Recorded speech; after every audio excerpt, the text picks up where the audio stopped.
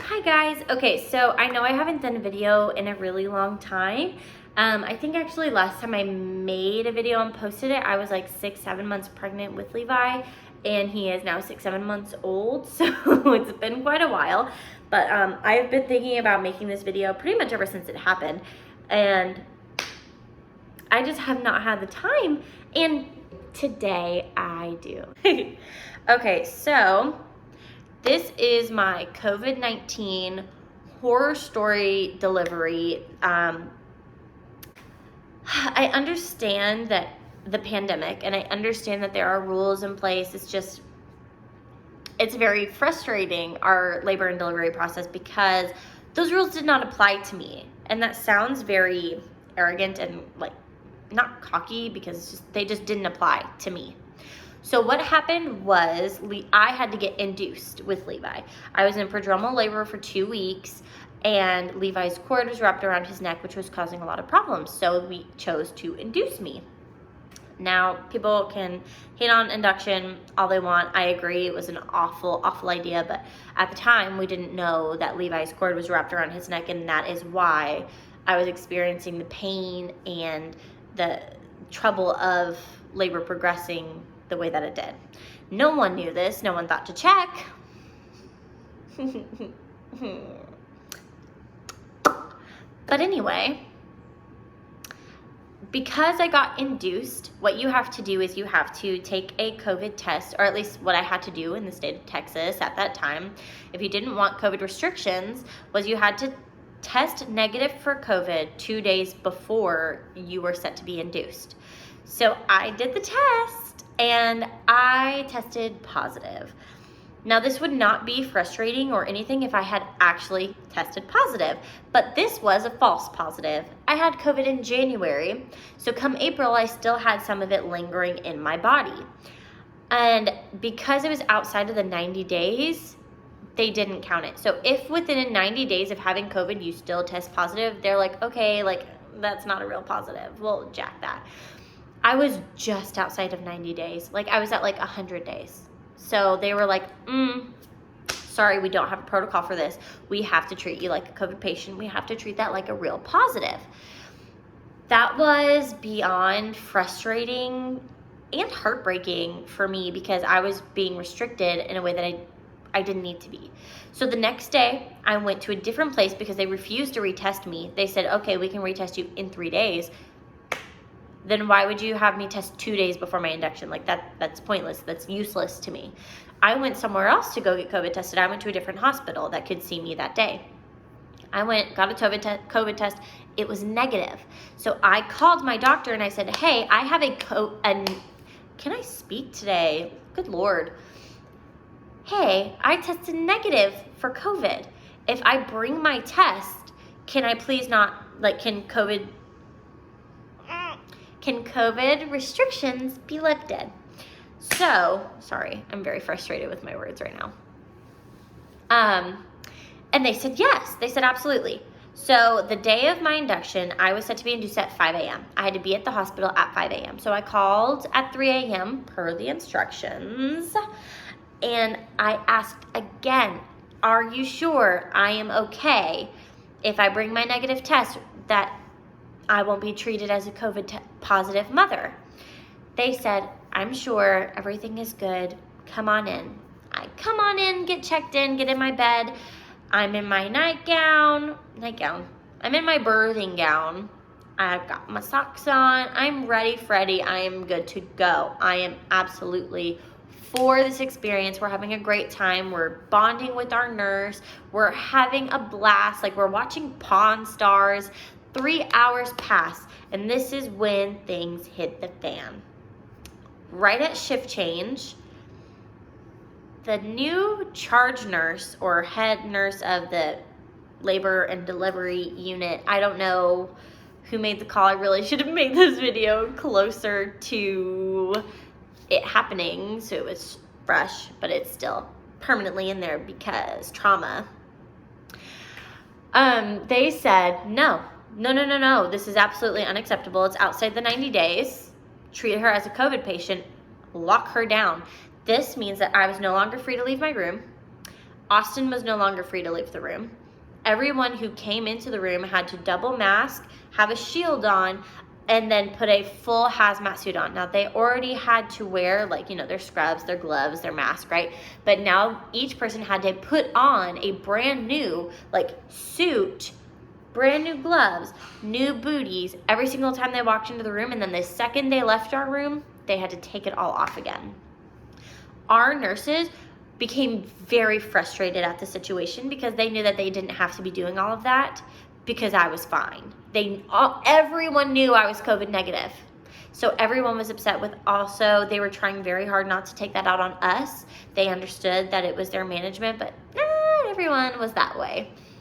So we noticed a change in our experience. We loved our nurse. She was fantastic, mother of twins. She was the best possible nurse. It was every other nurse who came in frustrated that they had to be doing that for no reason, who started treating us a little bit differently. This is also around the time that the AC in our room shut off. It was about 80 degrees in our room the entire time. I, the person in labor, was furious. Now, my labor was not short just because it was an induction. It was a 14-hour-long labor that was very painful because of Levi having his cord wrapped around his neck and that not being identified for 14 hours. It was all very hard, very painful. And it would have been hard and painful if I was not under COVID protocols, but everyone was also hot and sweaty and irritated and frustrated, and no one wanted to be doing what they were doing. No one wanted to be going through this at all. Not me, not my nurses. They gave us the option to, after starting me on Pitocin to induce labor, about 12 hours in, not 12 hours, it was about noon. So like 5-ish hours. They said, hey, if you don't want to do this anymore, we can cut the Pitocin and we can send you home. No, I'm in so much pain because of the way Levi was lodged in my hip also was causing a problem. I could not walk.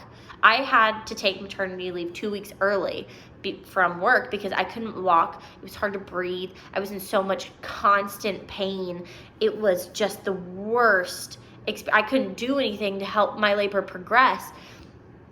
It was awful. I was not about to be sent home, especially after already starting me on a Pitocin drip. Absolutely not. How is that even an option? It was very frustrating. Oh, just thinking about it makes me mad. So now it comes time to push. I was in super active. Baby was coming. We were waiting on my doctor to get there because it was around 9-ish p.m. when this finally started really going, really happening. So Levi was on his way out. We were having to hold it to wait for my doctor. My doctor finally gets there, and I have my own things about that, but he did a great job after he got there. So I'm really just, whatever. Amazing. Thank you for doing what you can. It comes time for me to push. I push. The baby crowns and everything's supposed to be a little bit smoother from there on. It's like whoosh. You can't see my whoosh, But this is where we identify that Levi's cord is wrapped around his neck. So I push, and I never thought I would hear my doctor yell at me to stop pushing, stop moving. Don't move a muscle. I had to squeeze. And it is very hard. I think anyone who's been in labor vaginally will know that that is one of the hardest things that you can do once you've already started pushing. Once the baby is on his or her way out, you can't just stop. That is going against the natural feeling of your body. So that was really hard. I had to squeeze and squeeze and squeeze with everything that I had so he can unwrap the cord. This should have been a C-section. Let me tell you, should have been a C-section. I am very blessed that I didn't have to go through that. But, no, I still think that this was easier than recovering from a C-section. C-section moms, bless you, couldn't do it myself. I'm a baby, a wimp, if you will. Anyway, so we unwrap the cord and he finally comes out. Now, what's very frustrating about COVID protocol if you have a boy is they won't do a circumcision for you. Like, they won't do a circumcision while you're there. You have to do it as an outpatient treatment later on, which is more painful for your baby if you decide to do a circumcision. And it's also more expensive, which is very frustrating.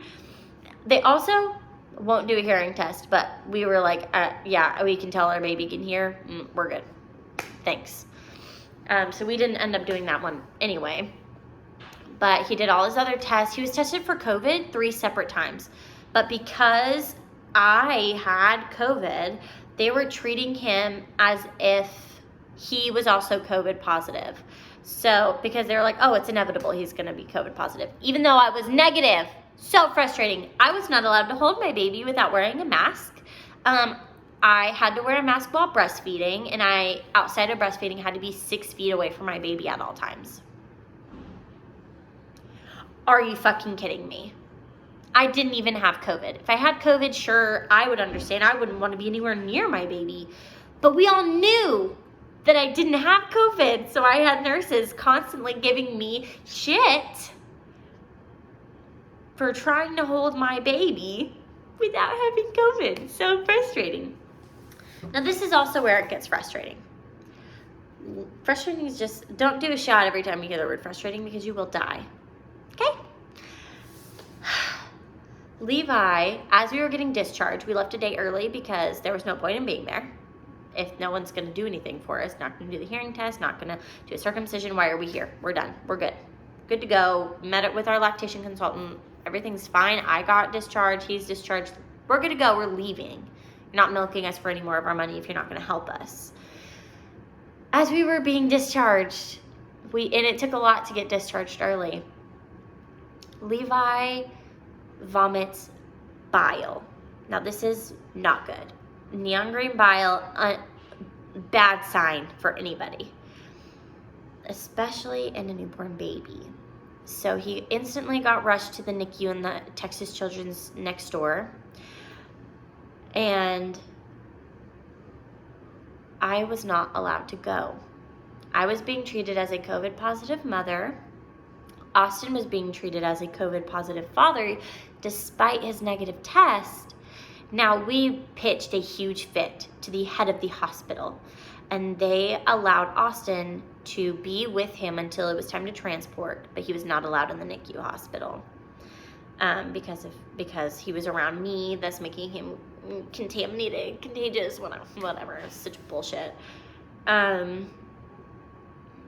So we were not allowed in the NICU. He was allowed with him before transport during the x-ray, and his intestines were in a ball. They were like this, completely wound up, and he was not doing good. They originally diagnosed him with volvulus, which you can look up in your own time because it doesn't fully matter for the story. I mean, it matters because it was the worst of all the options. They said of all the things they could be, this is the safest, this is the worst option. It was this. Volvulus was the worst thing. It meant surgery. It meant a lot of just hard things for my poor baby. So they took him to the NICU and they prepped him for surgery. Now, before they could conduct surgery, they had to wait for his stomach to be empty. They completely pumped his stomach. They had to clear it out of all the bile. And Austin's grandma went and stayed with him. At this point, family was fighting with who got to be with Levi. But it ended up being Austin's grandma just because she got there the fastest. And so she stayed there and took such good care of him while he was in the NICU. And we tried really hard to convince him, like, I don't have COVID. It was a false positive. I have a negative test. I'll test negative again. Test me. Let me in there to see my baby. Let Austin in there to see his baby. There was no reason. No reason. So we finally convinced them to do a viral load test. And in this time, it took 3 days to get a viral load test and get the negative results back to the hospital from the CDC. And in that time, Levi's stomach had been pumped. He was being given nutrients through an IV, but they weren't giving him food. He was starving. And they did his last scan before surgery, and it ended up that everything had kind of cleared itself up. intestines they did an MRI with contrast. That's what it was. And they found that his intestines had gone back to normal. And there was no more bile in his stomach. No one knows what happened to him. No one knows why that occurred, how it cleared up. No one knows. But before they would release him, he had to get his feeding levels up to where they needed to be. And this is kind of where we had to snag. So what we needed was me and my breast milk. Formula is fine, fed is best, but he was not taking formula. He wasn't doing it. He wasn't eating the way he was supposed to. And the goal was they would not release him until the feeding tube came out, essentially. I mean, there are babies with feeding tubes. I don't know why they didn't just release him and let me do this at home, but whatever. I finally got to get in. Me and Austin were there with him the entire time, 24/7, for the last 2 days. So I didn't breastfeed. It was really hard with all of the wires in the tube, but I did pump and feed him milk, and we supplemented with formula wherever my breastfeeding lacked, because I did go those first vital few days without getting to see my baby, without getting to breastfeed or pump. I mean, I did pump, and I delivered that milk to the hospital, or someone else did because I wasn't allowed. But, you know, the action of it, I don't know. I am not good at breastfeeding. I opted out of it this time after 2 weeks. Come for me if you will, because I'm not happy with it. But that made all the difference, me being there, my milk. Slowly things got taken away. His feeding tube got taken out. Then his IV got taken out. Then, like, although the oxygen meter on his foot got taken off eventually, and then the leads on his chest for his heart monitors and all that, and finally we got to go home. So that just about wraps up my birth story, and so traumatic, so crazy. But that is it.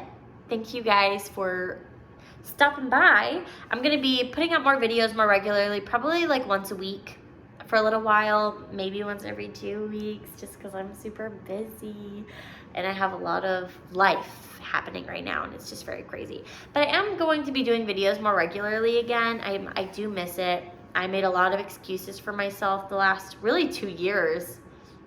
I've only made like 4 videos the last 2 years, but I'm going to get back in it. And I am thankful for the 100 plus subscribers that stayed despite the fact that I haven't put out many videos, and I'm thankful for all the ones who are going to join soon. But go ahead and hit that subscribe button, give this video a thumbs up because you don't hate me, and leave a comment. How was your birth experience? Do you live in Texas? I want to know more about the people who watch my videos and the kind of videos you want to see from me. I think the next few videos that I have planned are like cleaning and organizing videos, because those are the videos that really get more those are the videos that people seem to like from me, so I'm happy to oblige. My mom would laugh at that. She thinks I'm so messy, because I am, but that's what the cleaning is for. But thank you guys so much. I think the next round of videos also that I'm going to do is a lot of like what I eat in a week, or make dinner with me. I really love cooking and I love food. So I would really love to get those kinds of videos up. So if those are the kinds of things you want to see, leave me some video ideas down below. I will be happy to not only like do your video ideas, but say, hey, this was so-and-so's idea. And yeah, I'm just super excited. I'm just super thankful. And yes, our birth was so traumatic and so absolutely insane, but we have a happy, healthy baby boy. We've had no issues with him. I mean, he's literally caught everything under the sun. He's had RSV, he's had Fifth's disease, but he's happy and healthy, hitting all milestones. He's 20 pounds now, and he's just a big old chunker, and we love him so much. He'll be 7 months next week. So life is just flying by. That is crazy. Easton's gonna be 4 next month. What? Crazy times we live in. Crazy times. But I hope that this was educational. I know that, you know, about the kind of possibilities you have. I watched as many birth vlogs for COVID-19 as I could to prepare myself for the kind of birth I was gonna have. I was obsessed with this kind of content. So to the obsessed mom out there trying to prepare, I feel you, I got you, I was you. Have a great day. Love all of you. Bye.